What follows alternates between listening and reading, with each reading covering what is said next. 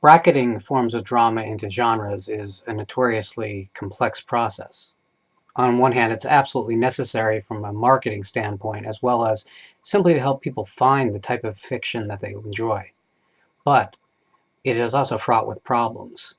Because while it's easy to define certain genres, others, especially the horror genre, has remained difficult and controversial at times.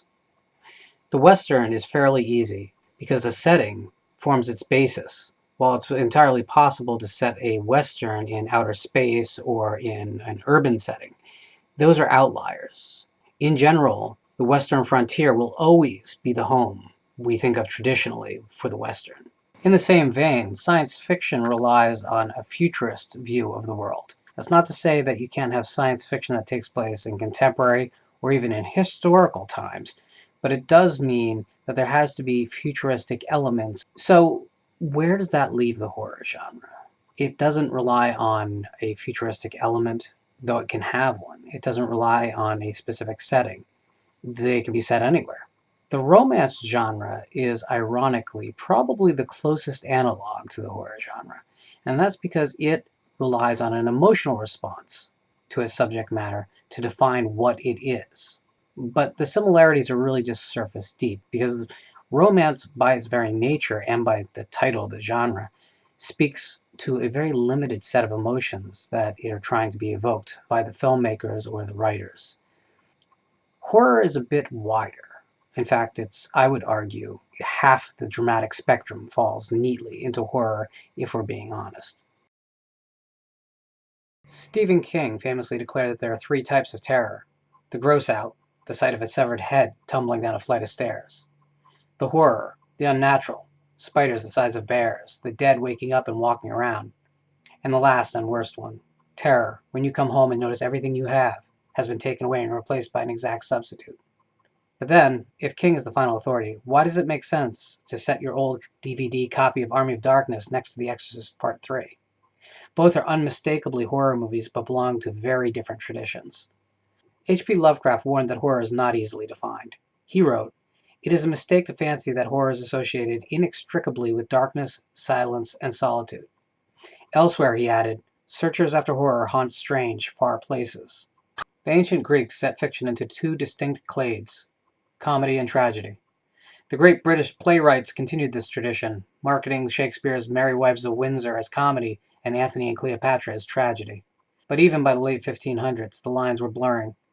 Titus Andronicus featured incest, murder, rape, mutilation, and cannibalism, and plays many of those for comedic purposes. Still, it would be a horrendous mistake to classify Titus as a comedy. Horror, then, should be seen as the most direct descendant of the Greek tragedy. Other forms of drama do not enjoy the emotional flexibility that horror does. Consider the backlash against Jerry Lewis for The Day the Clown Cried, a satire set in Nazi concentration camps. No protest broke out when Steven Spielberg released Schindler's List. It wasn't the content that was forbidden, it was the approach. Even the concentration camp scenes in the X-Men movies are acceptable, but had Magneto performed a slapstick routine instead, the results would have been very different. In contrast, Fritz Lang's M frankly explores child murder and is renowned for its chilling effectiveness. It came out in 1931 without incident. More modernly, however, there has been a resistance growing to labeling some of horror's biggest successes as horror.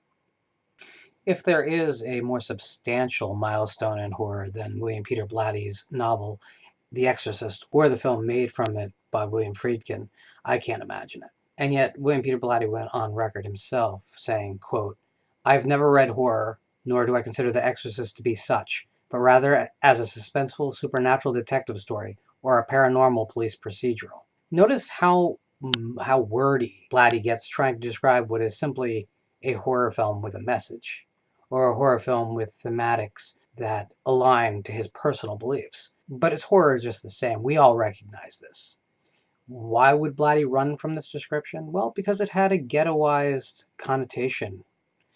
No one wants to be the writer who is writing bottom of the barrel Drek. Of course, The Exorcist is anything but Drek. It's some of the finest modern fiction, regardless of genre. Definitely has some of the best dialogue.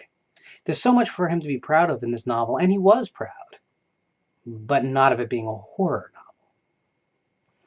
William Friedkin clearly understood what it was, you would think. I mean, he added many of the more gruesome effects and moments that are even more outrageous than what appeared in Blatty's screenplay. However, here's what Friedkin had to say. Quote, "With The Exorcist, we said what we wanted to say. Neither one of us view it as a horror film. We view it as a film about the mysteries of faith. It's easier for people to call it a horror film, or a great horror film, or the greatest horror film ever made. Whenever I see it, I feel a great distance from it." It seems that at a certain level, no one wants their work to be called horror. It's fine if you're a small independent film working the exploitation field. Then it actually pays to be a horror film. But if you're a film that's hoping for more, to be accepted on the global stage, or at least at the national water cooler level, then you don't want the name horror attached to your projects. And what about some of the other milestones in the horror genre? Is Jaws a horror film? Well, you can go on Reddit right now and see a 50-page discussion about whether it qualifies. That's despite the fact that the movie's original poster read, "The terrifying motion picture from the terrifying #1 bestseller." How many romantic comedies use the word terror twice in their selling materials? And yet, as the film has continued to grow in years and popularity and has become an evergreen part of our culture, you don't see it associated with the genre that much. And things get positively preposterous if you Google the Halloween film from 2018. Under category, Google have it listed as mystery/slasher. How much mystery can anyone seriously suggest is in a film about a serial killer who we know and have been following for 30 odd years, stalking basically the same character? What is the hesitation? Well, the hesitation is this. The horror genre has become synonymous with a certain type of base entertainment. This despite its long history and being part of the catalog of some of the greatest practitioners in the popular arts ever. People like Steven Spielberg, Alfred Hitchcock, Stanley Kubrick.